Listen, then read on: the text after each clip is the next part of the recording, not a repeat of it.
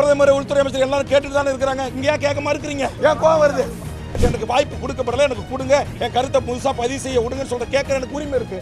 பேரவைத் தகராறு செஞ்சானே இல்ல அமைச்சர்கிட்ட தகராறு செஞ்ச உங்களை என்னை பார்த்து உரிமையில் பேசுவதற்கு யார் அதிகாரம் கொடுத்தா? சேகர்பாபு அமைச்சருக்கு. பக்கத்திலே நம்முடைய தெலுங்கானாவில் 25/2/2025 ஒரு அரசாணை வெளியிட்டிருக்கிறார்கள். அதில் என்ன அந்த அரசாணை சொல்லுது அப்படின்னா, தெலுங்கானாவில் இருக்கிற சிபிஎஸ் ஸ்கூல் உள்பட சிபிஎஸ், ஐசிஎஃப், ஐபி எல்லாமே மத்திய அரசுடைய கட்டுப்பாட்டில் இருக்கிற பள்ளிகள், இன்டர்நேஷனல் பள்ளிகள், இந்த பள்ளிகளிலும் கண்டிப்பாக தெலுங்கை நீங்கள் படிக்க வேண்டும் என்று உத்தரவிட்டிருக்கிறது. அதுபோன்று தமிழக அரசும் உத்தரவிட வேண்டும் என்கிற கருத்துக்களை சட்டமன்றத்தில் பதிவு செய்தேன். நான் என்ன சொல்ல வருகிறேன் என்பதை புரிந்து கொள்ளாமலேயே அதிமுக உறுப்பினர்களும் எழுந்து கத்துகிறார்கள். அங்கே அமைச்சரவையில் இருக்கிற சேகர்பாபு போன்ற அமைச்சர்களும் எழுந்து கத்துகிறார்கள். நான் பேசுவதற்கு வாய்ப்பு கேட்டு போராடி கொண்டிருக்கிறேன். வாய்ப்பு மறுக்கப்பட்டது. அந்த ஜனநாயக மாண்பை தெரிந்த காலத்தினால் நாடாளுமன்றத்திலே எப்படி பேரவைத் தலைவர் முன்பாக சென்று வாய்ப்பை கொடுங்கள் என்று கேட்கிறார்களோ, அதே போன்று நானும் எனது இருக்கையில் இருந்து சென்று பேரவைத் தலைவர் முன்பாக இருந்து எனக்கு முழுவதுமாக என் கருத்தை பதிவு செய்ய நேரம் கொடுங்கன்னு கேட்டேன். இது தவறா? இதற்கு சேகர்பாபு அவர்கள், நீ எதற்கெடுத்தாலும் முந்திரி கொட்டை மாறி முந்தி பேசுகிறாய், எல்லாம் தெரிந்தவர் போல் பேசுகிறாய் என்று ஒருமையில் என்னை குறித்து பேசினார். உடனே நான் அவரிடத்தில் சென்று, இது போன்ற ஒருமையில் என்னிடத்தில் பேசக்கூடாது, கலைஞர் ஆட்சியில் போட்ட அரசாணையை அதிமுக ஆட்சியில் நடைமுறைப்படுத்தல, 10 ஆண்டு காலம் அதிமுக ஆட்சியில், அது காவல்துறையில் டைரக்ட் எஸ்ஐயில் நடைமுறைக்கு இல்லை, இதற்காக வழக்கு தொடுத்து உயர்நீதிமன்றத்தில் வழக்கை பெற்று நடைமுறைப்படுத்தி வந்தான் வேல்முருகன், இதைத்தான் சட்டமன்றத்தில் பேசுவதற்கு எனக்கு அனுமதி வேண்டும் தான் கேட்டேன். இது எப்படி மரபு மீறிய செயல்? இது எப்படி சட்ட விதியை மீறிய செயல்? இது எப்படி இந்த பேரவை அவமதிக்கிற செயல்?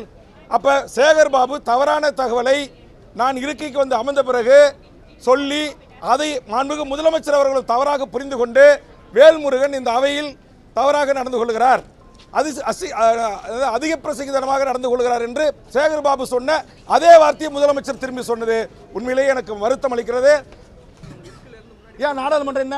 இந்திய நாட்டில் இருக்கிற 120 கோடி மக்களுக்குமே மாண்பு மிக்கது நாடாளுமன்றம். அந்த நாடாளுமன்றத்திலேயே நாடாளுமன்ற உறுப்பினர்கள் பேரவைத் தலைவரை சூழ்ந்து கோஷமிடுவதற்கு பேசுவதற்கு வாய்ப்பு இருக்கு. நான் நேற்றுக்கு பாராட்டினேன்ல, நம்ம தமிழ்நாட்டை சேர்ந்த நாடாளுமன்ற உறுப்பினர்கள் எவ்வளவு அற்புதமாக 1 to 1 பாயிண்ட் பண்ணி அழகா அங்கே சங்கி அமைச்சர்களை லெஃப்ட் அண்ட் ரைட் வாங்குறாங்க, அவங்க எவ்வளவு ஆவாசத்தோட பேசுறாங்க. அது பிரதமர் உள்துறை அமைச்சர் எல்லாரும் கேட்டுட்டு தானே இருக்கிறாங்க. இங்கே ஏன் கேட்க மறுக்கிறீங்க? ஏன் கோவம் வருது? என்ன மரபு இல்லையா? அதிமுக வெளில வந்து மேலே உட்காரலங்க, வெளிநடப்பு செல்லலாம், அவங்கள தான் வெளிநடப்பு செஞ்சாங்க, வெளியேற்றல, தகராறு பண்ணும்போது தான் வெளியேற்றுவாங்க. பல முறை இருக்காங்க. கடந்த 2009, 2011 சட்டமன்ற உறுப்பினர் எத்தனை முறை முன்னாடி வந்து உட்காந்து போராடிருக்காங்க. இதே திமுக உறுப்பினர்கள் எல்லாருமே வெளியேற்றிருக்காங்களா? பேரவைத் தலைவர் முன்பாக போய் ஒரு கவனத்தை ஈர்ப்பதற்கு ஒரு முழு எனக்கு வாய்ப்பு கொடுக்கப்படல, எனக்கு கொடுங்க, என் கருத்தை புதுசாக பதிவு செய்ய விடுங்கன்னு சொல்ற கேட்கற எனக்கு உரிமை இருக்கு. பேரவைத் தலைவர் என்ன, நாங்கள் பேரவைத் தலைவர் தகராறு செஞ்சனானே இல்லை அமைச்சர்கிட்ட தகராறு செஞ்ச, எனக்கான வாய்ப்பை கொடுங்க. என்னுடைய பேரை சொல்லி உதயகுமார் சொல்றார். என்ன சொல்றாரு?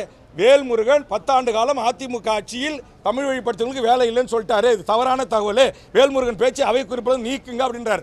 ஒட்டுமொத்தமாக அதிமுக உறுப்பினர்கள் எழுந்து என் பேரை சொல்லி என்னை கண்டிக்கிறாங்க. அப்போ நான் தன்னிலைகளுக்கு சொல்லணுமா இல்லையா? எனக்கு மைக் கொடுக்கணுமா இல்லையா? அப்போ நான் கேட்கும்போது இவங்களை என்னை பார்த்து உரிமையில் பேசுவதற்கு யார் அதிகாரம் கொடுத்தா? சேகர்பாபு அமைச்சருக்கு. ஆக சேகர்பாபு சொன்ன அந்த வார்த்தையை அப்படியே உள்வாங்கி மாண்புமிகு முதலமைச்சர் சட்டப்பேரவையில் எதிரொலித்தது, பேரவைத் தலைவருக்கு வேண்டுகோள் வைத்தது எனக்கு ஏற்புடையதல்ல, அது வருத்தம் அளிக்கக்கூடிய செய்தி. தனியார் பள்ளிக்கூடங்களில் அந்த மாநில மொழிகளை படிக்கணும் தெலுங்கானாவில் கொண்டு வராங்க. ஆமாம், தமிழகத்தில் கொண்டு வரணும் நீங்கள் வலியுறுத்தி. ஆமாம், அதைத்தான் நான் வலியுறுத்தி பேசுகிறேன். அதை வலியுறுத்துறீங்க, ஆனால் அதை ஏற்க மறுக்கிறாங்க, உங்களை கேட்கவும் மறுக்கிறாங்க.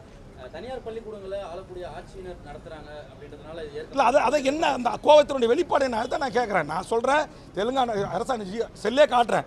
தெலுங்கானாவில் இப்படி ஒரு அரசாணை இருக்குது, அதே மாதிரி மாண்புமிகு முதலமைச்சர் அவர்கள் சிபிஎஸ்சி, ஐபி போன்ற இந்த பள்ளிகளையும் நடைமுறைப்படுத்துங்கன்னு சொல்கிறேன். அதை கேட்கவே மறுக்கிறாங்க, எனக்கு வாய்ப்பு கொடுக்க மறுக்கிறாங்க.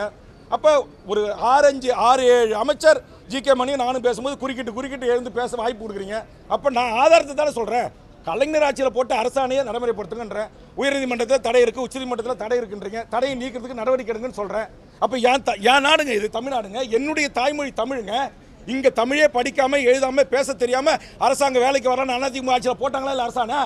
அப்போ போட்டுட்டு சொல்கிறாங்க 2 ஆண்டு கழித்து அவர்கள் தமிழ் எழுத படிக்க பேச தெரிஞ்சால் போதும் அப்படின்றாங்க. இதை மாண்புமிகு முதலமைச்சர் தளபதி கிட்ட சுட்டி காட்டி, அன்றைய பயணிகள் மனிதவள மேம்பாட்டுத்துறை அமைச்சர்கிட்ட சுட்டி காட்டி தான் வேல்முருகன் ஆகிய நான் தான் அந்த சட்ட திருத்தத்தை மாற்றினேன். நான் மாற்றலைன்னா இங்கே வந்திருக்கிற உங்கள் பிள்ளைகள் யாரும் இன்னைக்கு 25 வயசில் ஒரே ஒரு விஓவை கூட ஆக முடியாது. ஒரு பத்திரிகையாளர், ஒரு ஊடகத்துடைய தலைமை ஆசிரியர்கள் யாரும் இந்த ஜியோவை கண்டுபிடிக்கல. நான் தான் கண்டுபிடிச்சேங்க. 1 லட்சம் பேரை தட்டி நான் தான் செக்ரட்டரியேட்டை முற்றுகிட்டேன். 1 லட்சம் பேரை தட்டி நான் தான் டிஎன்பிசி அலுவலகத்தை முற்றுகிட்டேன். வேல்முருகன் என்னுடைய பேஜில் இருக்கு, போய் பாருங்க. நான் தான் நீட்டு. நான் கேட்குறேன், நீட்டுக்கு இதே எடப்பாடி ஆட்சியில் எவ்வளவு அடுக்கடுக்கான தமிழ்நாட்டுக்கு துரோகங்கள். நீட்டு தேர்வுக்கு 16 வயசு ஒரு 10வது 12வது படித்த ஒரு பொண்ணு எப்படிங்க தேர்வு மத்திய பிரதேசத்துக்கு போக முடியும்? எப்படி கேரளாவுக்கு போக முடியும்? எப்படி ஆந்திராவுக்கு போக முடியும்? ஏதுனாங்க இங்கிருந்து 1000 பேரோட போய் அண்ணா நகரில் இருக்கிற தென்னிந்தியாவுக்கான இயக்குனர் நீட்டு அலுவலகத்தை முற்றுகிட்டு கொஸ்டின் பேப்பரை கைப்பட்டு அங்கே பேச்சுவார்த்தை நடத்தினேன்.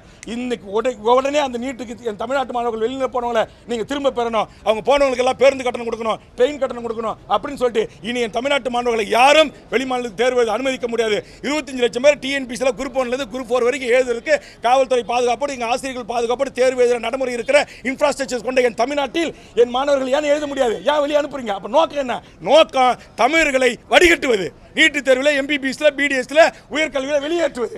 இன்னைக்கு அதே மாதிரி இன்னைக்கு எல்லா நுழைவுத் தேர்வுகளையும் கொண்டு வந்துட்டீங்க. இன்னைக்கு போய் இப்போ ரயில்வேல போய் ஆந்திராவில் எழுதுன்றீங்க. ஆந்திராவுக்கு எப்படி நான் போக முடியும்? அதைத்தான் நான் கேட்கிறேன். அப்போ என்னுடைய உணர்வு என்ன? ஒட்டுமொத்த தமிழ்நாட்டில் வாழ்கிற 7 கோடி மக்களின் உணர்வு. இது ஒரு சாதிக்கான உணர்வு இல்லை, ஒரு மதத்துக்கான உணர்வு இல்லை, ஒரு கட்சிக்காரனுக்கான உணர்வு இல்லை. ஒட்டுமொத்தமாக இந்த மண்ணில் வாழ்கிற அத்தனை கோடி மக்களின் வாழ்வு உரிமை, அவருடைய வேலை வாய்ப்பு உரிமைக்கான பிரச்சனை. இது ஏன் தமிழ்நாட்டு முதலமைச்சர் அமைச்சரவையில் இருக்கிற அமைச்சர்களும் ஏன் உள்வாங்க மறுக்கிறாங்க? தமிழுக்காக ஆட்சி நடைபெறும் சொல்லக்கூடிய அந்த ஆட்சி ஒரு கூட்டணி கட்சி தலைவரையே சட்டப்பேரவைக்குள்ள வச்சு விமர்சனம் செய்யறது ஒரு காலத்திலும் இதை ஏற்றுக்கொள்ள முடியாது. நான் என் மொழிக்காக, என் இனத்திற்காக, என் தமிழ்நாட்டு மக்களின் வேலை வாய்ப்பு உரிமைகளுக்காக நான் போராடுவேன். அதற்காக எந்த தியாகத்தையும் செய்வதற்கு நான் தயாராக இருக்கிறேன். அதை வந்து இப்போ யார் என்னை எழுத்து சட்டமன்றத்தில் குரலிட்டாங்களோ அவர்கிட்ட கேளுங்க. அதுதான் நீங்கள் சட்டப்பேரவையில் கேளுங்க. நான் தான் சொல்றேன், அண்ணா திமுகவும் எதிர்க்கிறது, திமுக அமைச்சரும் சேகர்பாபு எதிர்க்கிறார். அப்போ இதில் என்ன அர்த்தம் எனக்கு புரியல. அப்போ தமிழர், தமிழ்நாடு, தமிழ்மொழி, தமிழ்நாட்டின் வேலைவாய்ப்பு உரிமை என்று நாங்கள் பேசக்கூடாது என்று நினைக்கிறார்களா என்கிற கேள்விக்கு தமிழ்நாட்டு மக்கள் பதில் சொல்வார்கள். நான் என் மக்களுக்காக, என் மண்ணுக்காக, என் மொழிக்காக, என் இனத்திற்காக சமரசமற்று போராடுவேன். அதற்காக எந்த தியாகத்தையும் செய்ய தயாராக இருக்கிறேன். நன்றி, வணக்கம். இதுபோன்ற செய்திகளை மேலும் தெரிந்து கொள்ள எங்களது யூடியூப், ஃபேஸ்புக் மற்றும் ட்விட்டர் ஆப்களை சப்ஸ்கிரைப் செய்யவும்.